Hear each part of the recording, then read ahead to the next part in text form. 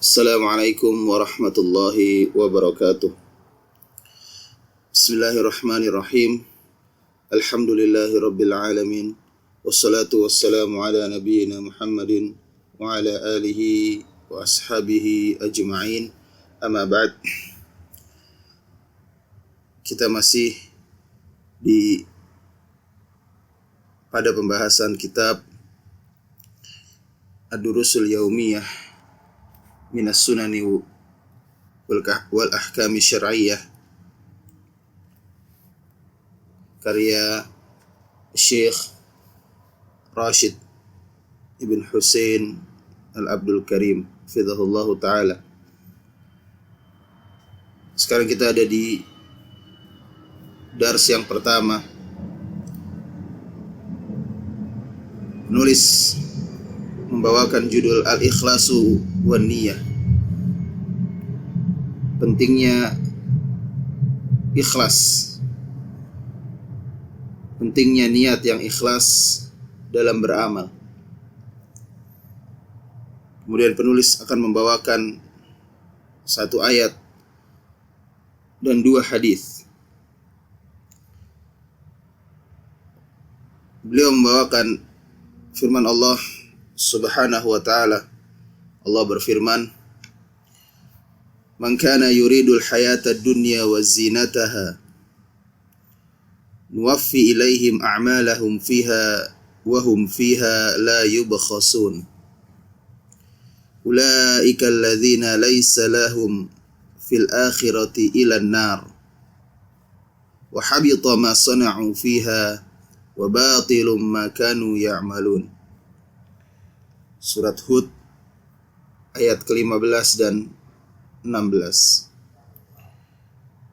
Allah berfirman, barang siapa yang menghendaki, yang menginginkan kehidupan dunia dan seluruh perhiasannya, maka kami, kata Allah, pasti akan memberikan kepada mereka apa yang mereka inginkan atas amalan-amalan mereka. Dan mereka tidak akan dirugikan sama sekali. Karena siapa yang menginginkan kehidupan dunia dan perhiasan-perhiasannya dari amal mereka, ketika mereka beramal, tujuan mereka ingin mendapatkan dunia, Allah mengatakan kami akan berikan. Kami akan berikan dunia yang mereka jadikan tujuan dari amal-amal mereka tersebut. Wa hum fiha la yubkhasun, dan mereka tidak akan dirugikan. Allah akan berikan. Pada ayat ke-15, pada ayat ke-16 Allah mengatakan ulaikal ladzina laisa lahum fil akhirati illan nar. Mereka adalah orang-orang yang kelak di akhirat tidak akan mendapatkan bagian apapun kecuali neraka. Mereka orang-orang yang beramal untuk tujuan dunia, di akhirat tidak akan mendapatkan apapun kecuali neraka. Wa habita ma sana'u fiha, dan terhapuslah, sia-sialah apa yang telah mereka amalkan di dunia. Wa batilum ma kanu ya'malun, dan terhapus amal yang telah mereka kerjakan.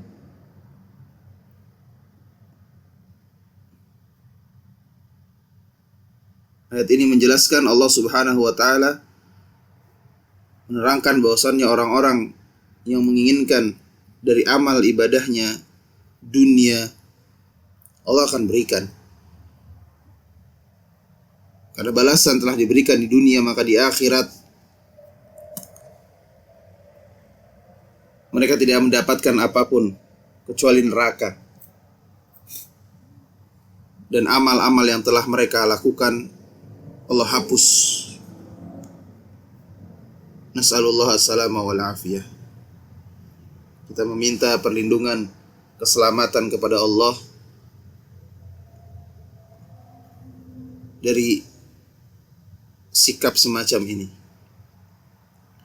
Kemudian berikutnya penulis membawakan hadis an Umar ibn al-Khattab radhiyallahu anhu qala.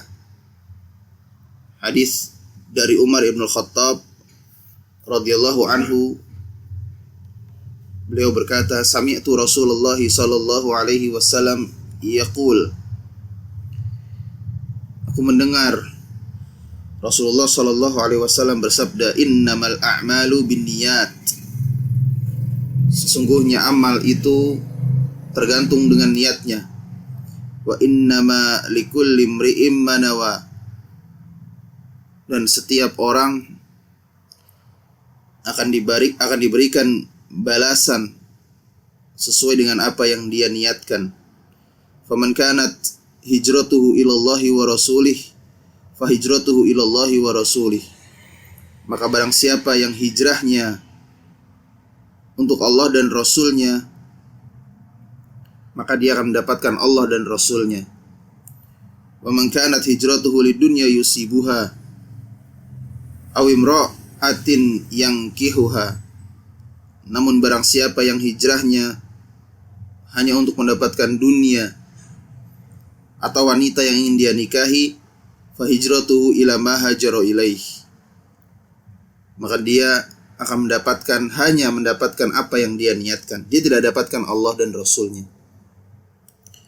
Muttafaqun alaih.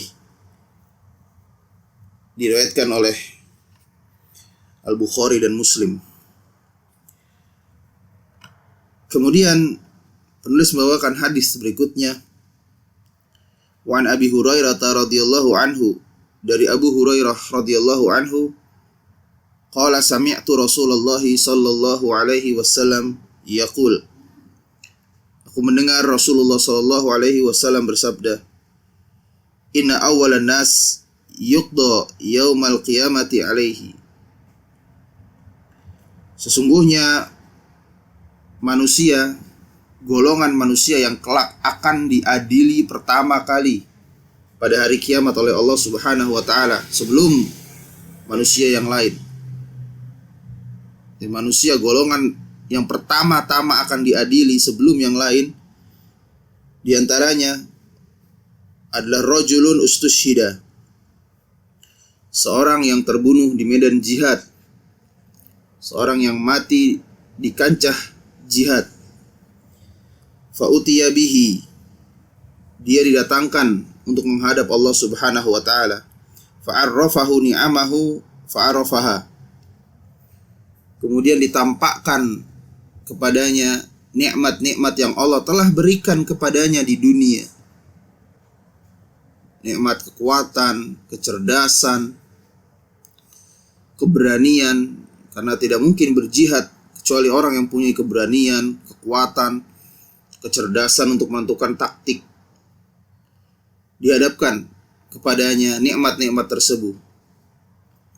Fa'arafaha, dan dia mengakuinya, yaitu nikmat yang telah Allah berikan kepadanya di dunia. Faqala, kemudian orang ini ditanya, fama amilta fiha, dari nikmat-nikmat yang telah engkau akui itu, yang Allah berikan di dunia, apa yang kau amalkan? Apa yang kau perbuat? Nikmat-nikmat tersebut digunakan untuk apa? Qala qataltu fika hatta stushhidtu. Orang ini mengatakan, ya Allah, aku berperang untukmu. Aku berperang membela agamamu hatta stushhidtu, sampai aku terbunuh, sampai aku syahid, sampai aku terbunuh di medan jihad. Qala, Allah berfirman kepada orang ini, kadzabta, engkau berdusta. Walakinnaka qatalta li'an yuqal jari'un. Engkau berdusta, kata Allah. Akan tetapi hakikatnya, sesungguhnya engkau itu berperang agar engkau disebut-sebut sebagai pemberani, sebagai pahlawan. Tujuannya mencari gelar pahlawan tersebut, mencari nama. agar orang mengakuinya sebagai sosok yang pemberani, sosok pahlawan. Faqad qila, dan engkau telah mendapatkan julukan itu di dunia. Semua orang di dunia yang mengenalnya tahu orang ini pemberani, orang ini ikut berjihad, orang ini terbunuh di medan perang. Summa umira bihi fasuhiba ala wajhihi hatta ulqiya finnar. Kemudian Allah Subhanahu wa taala memerintahkan malaikatnya untuk menyeret orang ini dengan wajah yang ada di bawah. Kemudian dia dilemparkan ke dalam neraka. Wal-'iyadzu billah. Kemudian orang yang kedua, wa rajulun ta'allamal ilma wa 'allamahu wa qara'al Qur'an. Orang yang kedua adalah seseorang yang belajar dan mengajarkan ilmu agama.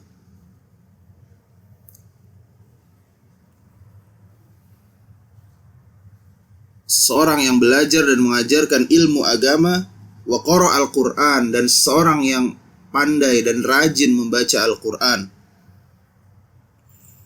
Orang yang senantiasa dia belajar, mempelajari agama, kemudian dia mengajarkan agama, atau yang mengajarkan agama, dan dia ahli pandai membaca Al-Qur'an.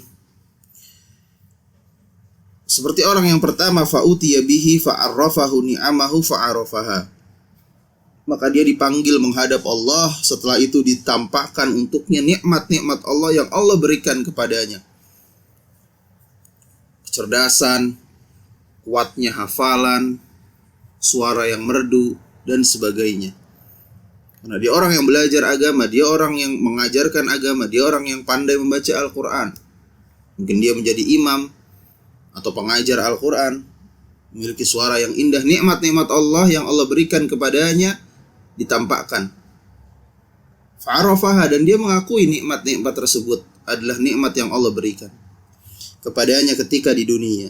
Kemudian ditanya oleh Allah dengan pertanyaan yang sama, fama fa'alta fiha, apa yang kau lakukan, apa yang kau amalkan dengan nikmat-nikmat tersebut? Qala ta'alamtul ilma wa 'allamtuhu wa qara'tu fikal Qur'an. Dia menjawab, dengan nikmat tersebut ya Allah, aku belajar agama, aku mempelajari agamamu, lalu aku mengajarkan agamamu, aku berdakwah mengajarkan agamamu, dan aku membaca Al-Quran. Semuanya aku lakukan untukmu ya Allah. Qala kadzabta. Allah berfirman kepada orang ini sebagaimana orang yang pertama, kadzabta, engkau berdusta. Walakinnaka ta'allamtal ilma liyuqal 'alimun wa qara'tal Qur'an liyuqal huwa qari'.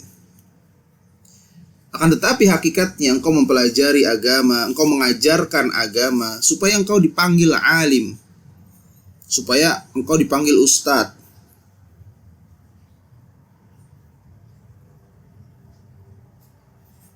Dan engkau membaca Al-Quran supaya engkau dikatakan qari'.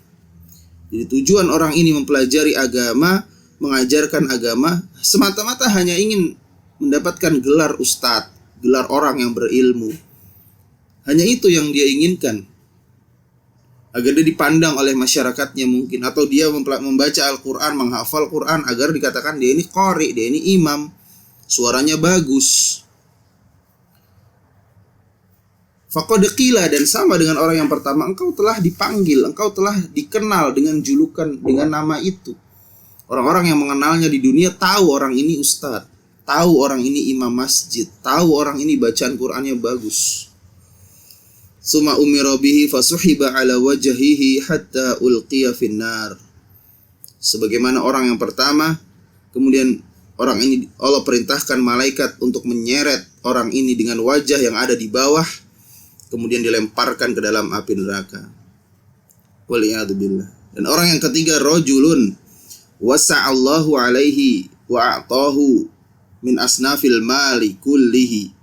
Orang yang ketiga adalah orang yang Allah berikan keluasan harta.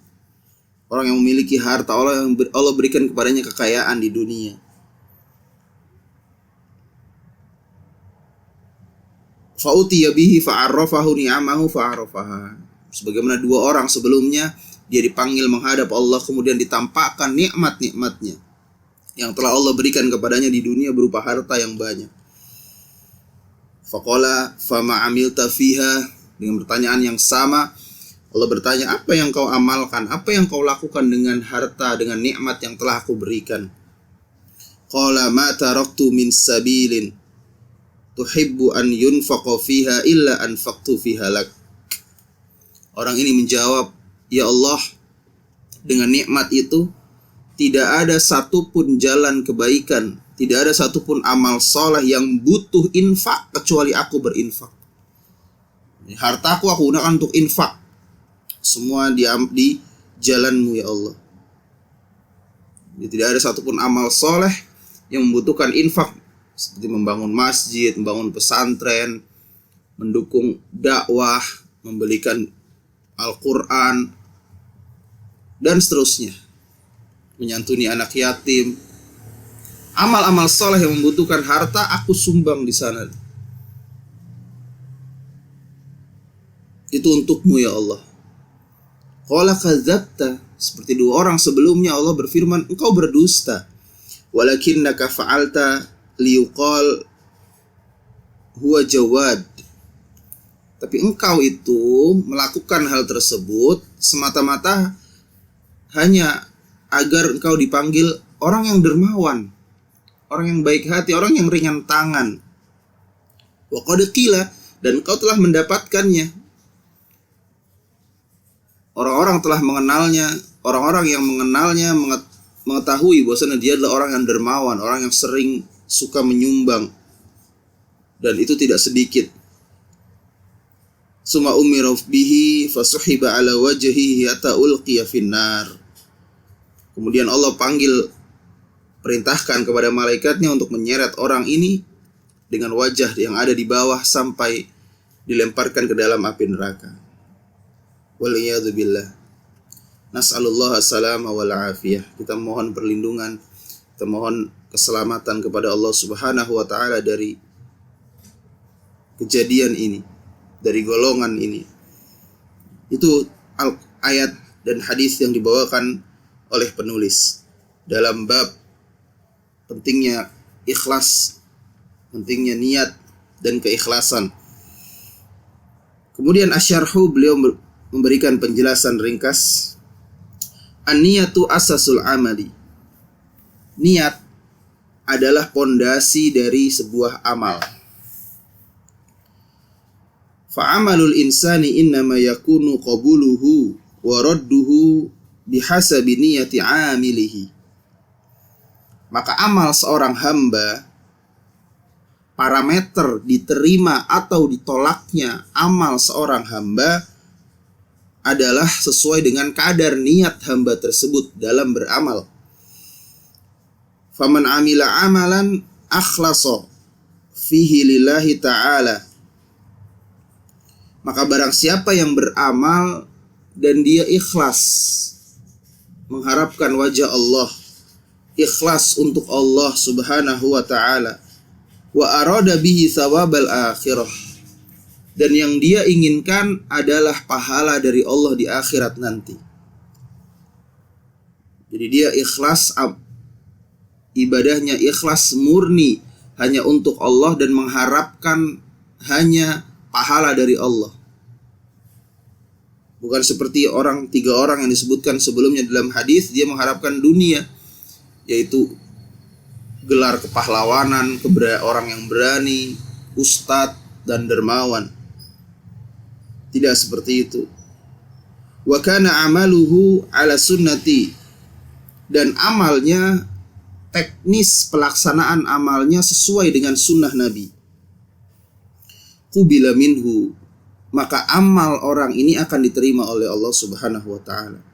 Jadi kalau amal dia ikhlas dan yang dia harapkan adalah pahala di akhirat nanti, kemudian amalnya teknis, jadi ikhlas tadi adalah secara batin, adanya dalam hati, sementara teknis pelaksanaannya mencontoh Nabi, amal yang dia lakukan itu seperti amal yang dilakukan oleh Nabi, qubila minhu, maka akan diterima. Faman nawa ghairallah, tapi sebaliknya barang siapa yang berniat untuk selain Allah dalam amalnya, jadi dia sama sekali tidak mengharapkan Allah, dia sama sekali murni niatnya untuk dunia dengan amalnya, dia menyumbang semata-mata agar dipanggil, dikenal sebagai orang yang dermawan. Contohnya sebagaimana dalam hadis sebelumnya, aulam yukhlis amalahu lahu bi an asyraka ma'ahu ghairuh, atau dia tidak ikhlas dalam amalnya, yaitu dengan cara menyekutukan Allah dalam amalnya. Kalau contoh yang pertama tadi, beramal murni untuk selain Allah, benar-benar tidak ada sedikit pun niat untuk Allah Subhanahu wa ta'ala. Atau yang kedua, ada dia niat untuk Allah tapi bercampur dengan kesyirikan, seperti riya, sum'ah, dan seterusnya. Fa'amaluhu mardudun, maka amal tersebut Allah tolak. Wa huwa wabalun ala sahibihi, dan amal itu adalah musibah. Amal itu akan menjadi malapetaka bagi orangnya. Jadi amal soleh yang dia lakukan bukan menjadi pemberat timbangan kebaikan di akhirat, tapi menjadi justru pemberat dosanya, timbangan dosanya. Karena niat yang tidak ikhlas. Itu penjelasan ringkas dari penulis tentang bab ini dan ayat serta hadis yang dibawakan sebelumnya. Kemudian terakhir al-fawaid, faidah yang bisa diambil dari bab ini, dari ayat dan hadis yang dibawakan sebelumnya. Yang pertama, penulis mengatakan anna min syuruti qabulil amali al-ikhlas. Faidah yang bisa diambil pertama adalah di antara syarat diterimanya amal adalah ikhlas.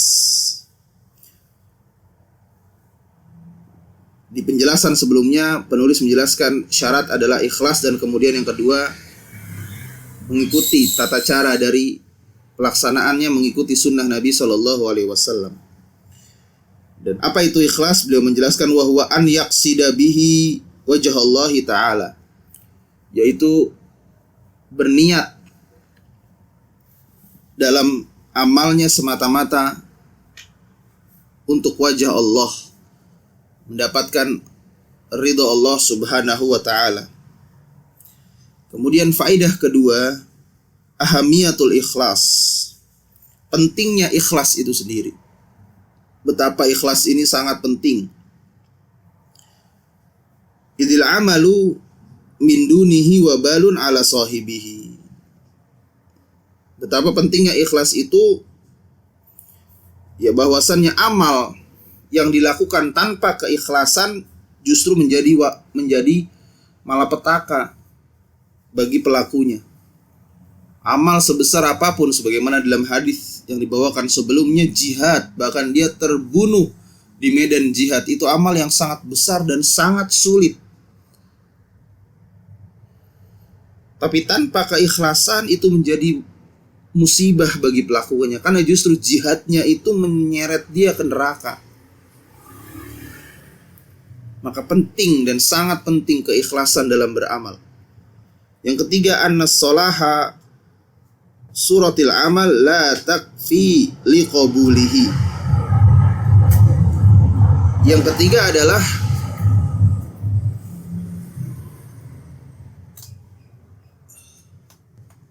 bahwasannya amal itu bukan semata-mata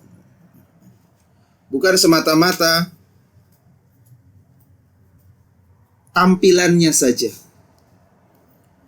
Tampilan amal itu tidak cukup untuk membuat amal tersebut diterima. Amal secara lahiriah, seberapa bagus pun amal seseorang secara lahiriah, itu tidak cukup untuk membuat amalnya diterima. Secara lahiriah, orang-orang yang disebutkan dalam hadis tadi orang yang luar biasa. Mujahid, orang yang berjihad dia. Secara lahiriah amalnya sangat luar biasa. Orang yang mengajarkan ilmu agama, orang yang membaca Al-Quran, ahli membaca Al-Quran, orang yang sangat dermawan, luar biasa. Secara lahiriah amal yang dilakukan sangat luar biasa. Tapi itu tidak cukup. Semata-mata lahiriah tidak cukup membuat amal tersebut diterima. Karena faktanya orang-orang tersebut justru adalah orang yang pertama dilemparkan ke dalam api neraka. Waliyadzubillah. Kemudian yang keempat, wujubu tashihin niyah fi kulli amalin wa hirsu ala dzalik. Wajibnya senantiasa kita untuk memperbaiki niat. Benar-benar berusaha memperbaiki niat dalam seluruh amal kita. Wal hirsu ala dzalik, dan bersemangat untuk melakukan hal tersebut. Kita dituntut untuk senantiasa memperbaiki niat kita pada setiap amal kita. Karena niat adalah, sebagaimana dijelaskan oleh penulis sebelumnya, adalah asas, pondasi dari setiap amal. Mungkin ini yang bisa disampaikan pada pembahasan ini. Semoga Allah mengaruniakan kita ilmu yang bermanfaat dan mengaruniakan kita amal yang soleh. Semoga ilmu ini bermanfaat bagi penulis, pembicara, dan orang yang mendengarkan. Dan semoga kita bisa mengamalkan apa yang telah kita pelajari. Sekian. Wassallallahu wasallam ala nabiyyina Muhammadin wa ala alihi wa ashabihi ajma'in.